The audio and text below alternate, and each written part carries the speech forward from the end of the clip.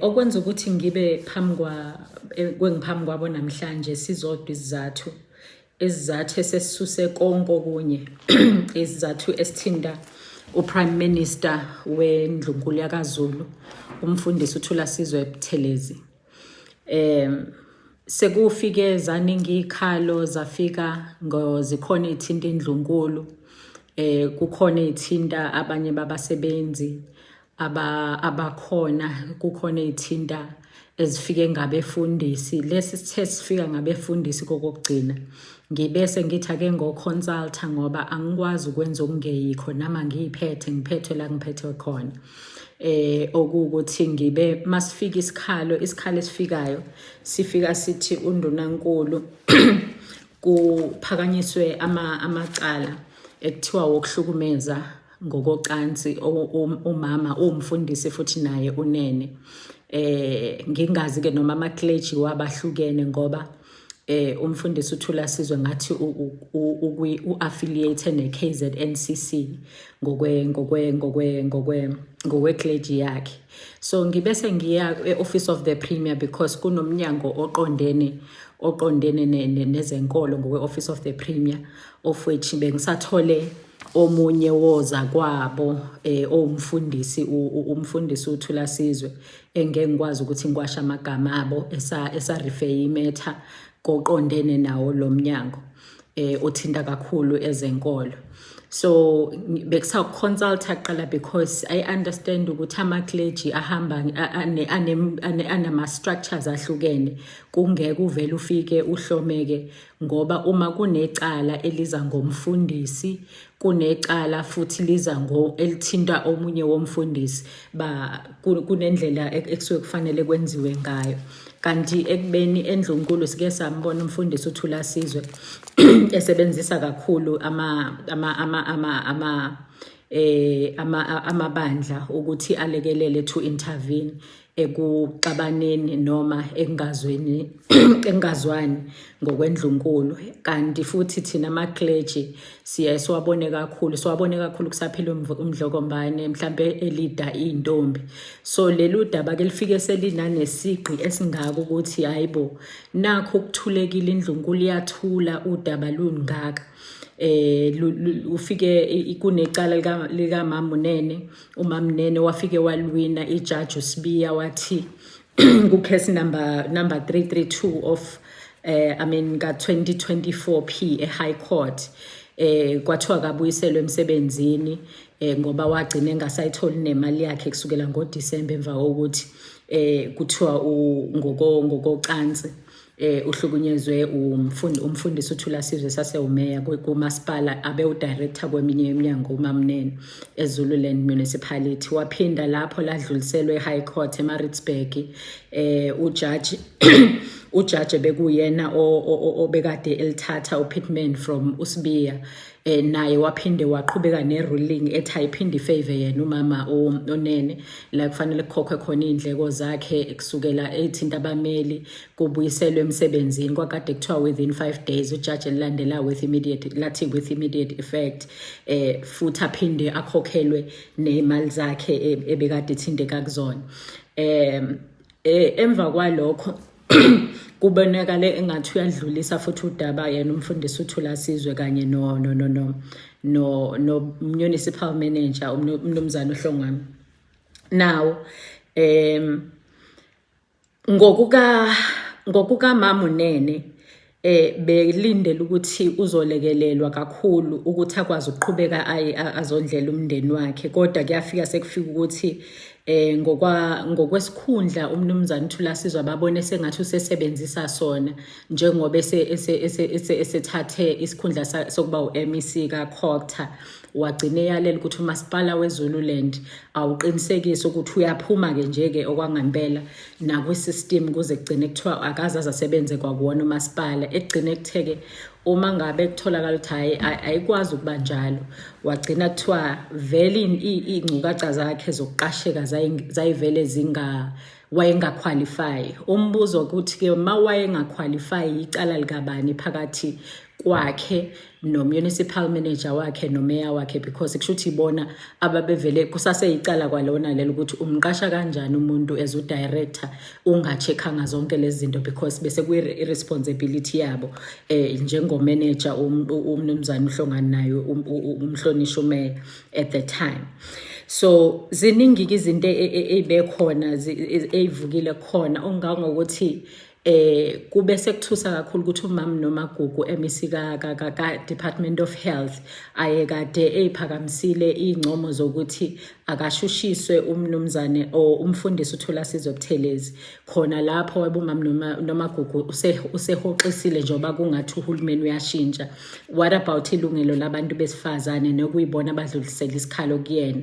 What about ingane ezinye? Kushuthi kulungile yini uma ngabe umthetho uphulwa umfundisi uThulasizwe, mhlawumbe uphula ngegunya lokuba uMEC manje noma uphula ngegunya lokuba uPrime Minister wakaZulu, ngoba ngokwesintu akukwazi ukuthi kuthiwa indlunkulu yakaZulu i-advocate for iy'ngane amatshitshi, i-advocate for abantu besifazane, bese iphinde kuba yiyona icindezela ilungelo lomuntu wesifazane, ekubeni-ke i-responsibility nkulu phezu kwamakhosi naphezu kwendlunkulu yonke, ngoba i-responsibility kandunankulu ihamba ize ithinta izinto ey'njengalezo.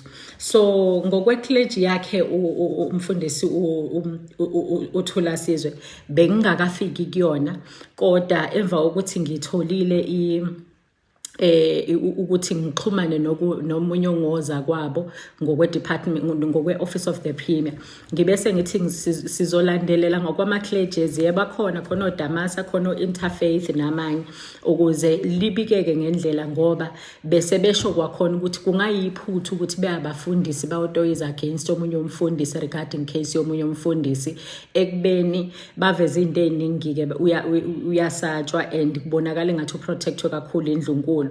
Ngizokhuluma ngegunya-ke when it comes to indaba kamfundisi uThulasizwe Buthelezi, because ngoDisemba uzongifakazela umntwana noNdumiso lapha wasenkomba abantu, ngafikela kwakhe, kodwa mhlambe futhi ngiqale ngokuthi kwaProfessor uOthunxumalo uzongifakazela masisuke eThekwini. Kwakuyile weekend yokuthi kungene ngayo esibayeni inkosi yakaButhelezi, inkosi kamntwana kaPhindangene uZuzifa. Kwakuyileyo weekend impela uma sodibana nomfundisi uThulasizwe regarding lolu daba lesihlalo ezongena njengo-Prime Minister. Ngafika kuyena okokuqala ngambonisa, sasihlangene eGarden Court, ngambonisa ngeNgonyama Trust. He didn't understand a single thing about Ngonyama Trust. I had to take him through Ngonyama Trust. I understand, even though kwakufanele understand in chunks, because wayene responsibility enkulu kunalokho esasimdingela khona. And okunginika igunya lokukhuluma lolu daba ngomfundisi uThulasizwe. At that time umfundisi uThulasizwe ufike esikhundleni vele enawo amacala athintekayo, because amacala khona akuma-Hawks ekubalwa kulela 33 million ekwazi ukuthi umasipala ubese ubhekise phansi ngokwama-allegations akhona, ekubalwa kuwona amacala okunyukubeza noma nokuthinta mhlambe including ingane zabo abantwana njengomzukulu kaMntwana uNonhlanhla nje, okubalwa kuwona ingane ezinye mhlambe nabanye abantu besifazane abathindekayo ngaphandle kwengane yakhe uNabuso. Kodwa-ke kunama cases amanye athinta ngisho ofakazi abathinta ngisho umntwana nomfundo. Ngake ngakukhuluma even nanaye ukuthi umntwana nomfundo kuNgonyama Trust. Maningi ama-cases abenawo eyesihlalweni that I was aware of as well, and even nendlunkulu ebi-aware of wona, kodwa kubonakala engabopheki even kunjalo. Abanye-ke bathi-ke ama-Hawks asephaketheni lenkatha, anginaso isiqiniseko, angikwazi ukukhuluma lokho, kodwa-ke nginethemba lokuthi ngoba owakithi uNdaba Ezithu uSenzo uMchunu uMfokanyawo Zeke indoda esiyethembayo thina makuziwe emthethweni ukuthi abangenanga ngephutha abantu abalapha ePhalamende njengoba bekhona. Mhlawumbe ngisazofika kuleyo ndawo ngoba ngisakhuluma ngodaba oluthinta umfundisi uThulasizwe kulolu daba.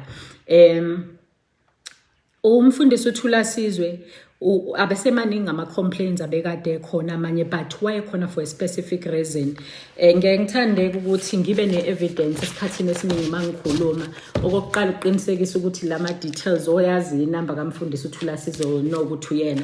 These are our WhatsApp messages kusukela ngiqala ukukhuluma naye ngimbekela isizathu sokuthi why sifisa ukuthi akabambe isikhundla sika Prime Minister for now, ngenxa yokuthi ipolitiki yaKwaZulu Natal ibisixakile ngaleso sikhathi. Bekubonakala engathi siyabholishwa indlunkulu, kwenziwa into ephambene nakho konke okunye okuphambene ongakucabanga esihlalweni. Ngiyakhumbula nje ngikhuluma umfundisi uThulasizwe ngimbreakela down zonke izinto ezibhekene nendlunkulu nokuthi why yena, there was a specific reason ukuthi why umnumzane Thulasizwe even though engaqualify because umfundisi eyingane kaMfundisi engahlanganisela utho ngokwesihlalo undunankulu. Ngizobeka iexample ngayo umntwana waphinda ngene ube ngokwendlunkulu uzalwa umntwana wesifazane abamaziyo bonke uPrincess kaMagogo, emzala ebukhosini bakaButhelezi, equalify ukuhlala endlunkulu nomndeni wasendlunkulu ngoba ezalwa angifuni ukuyikhuluma indaba zabantu abadala, ngizokhuluma lokhu esikwaziyo thina sikutshelwa abantu abadala. Okunye ungale kwakhona abantwana bakwazi kangcono, angaze ngafuna ukungena kulawo ma details. So uzalwa umntwana entombazane njengami njengoba ngizalwa umntwana wasezulwini nje, okumenza ukuthi abe umntwana wayeseba inkosi ngokuzalwa inkosi ngoba umuzi ufike wadliwa uma wakhe kaButhelezi. So ukwazi ukuhlala endlunkulu kodwa isikhundla somndunankulu, undunankulu usuke ethathisela endlunkulu ethunywa abanikazi besihlalo ukuthi akahambe edlulisa imessage ethile ukuze ifinyelele kwabaqondene nakhona. So umfundisi uThulasizwe kube ngaqualify ukuhlala esihlalweni somndunankulu kodwa ekwazi ubuso berecognizeeka kungekuphikiseke kakhulu mangabe efika khona because umfundisi uThulasizwe abantu bamazile kwiZululand district futhi uhlalile eduze kaMntwana waphinda ngene kakhulu even esase MPL ngaphansi kweNkatha Freedom Party umntwana waphinda ngene eParliament. So ube familiar ekubeni nebudget ye district isaphethwe uyena, kululu kwenza izinto kanti indlunkulu inama challenges obekwenza ukuthi isihlalo sibhulisheke ngaleyo ndlela.